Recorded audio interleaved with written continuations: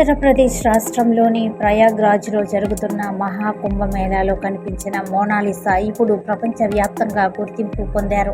అయితే యూపీలోని ఆమె ఇల్లు ఎలా ఉందో తెలిపే వీడియో ఒకటి సోషల్ మీడియా వైరల్ అవుతూ ఉంది.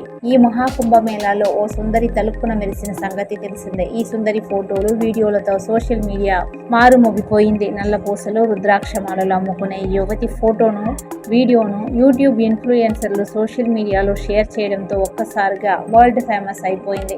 అదే సమయంలో ఈ మత్తుకల్ల మోనాలిసాకు సినిమా ఆఫర్లు కూడా వరిస్తూ ఉన్నాయి. ఇప్పటికే ఓ బాలీవుడ్ దర్శకుడు సనోజ్ మిశ్రా ఆమెకు సినిమా ఛాన్స్ ఇచ్చేందుకు ముందుకు వచ్చారు. అలాగే తన తదుపరి చిత్రంలో ఆమె అవకాశం కల్పిస్తున్నట్లు వెల్లడించారు. ఒకవేళ ఆమెకు నటన రాకుంటే శిక్షణ ఇప్పించి నటింపజేస్తామని చెప్పుకొచ్చారు.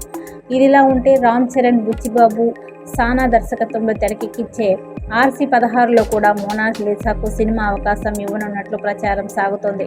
ప్రస్తుతం ఈ చిత్రం షూటింగ్ ప్రారంభమైన సంగతి తెలిసిందే. RC-16 అనే వర్కింగ్ టైటిల్తో ఈ సినిమా షూటింగ్ జరుపుకోనుంది.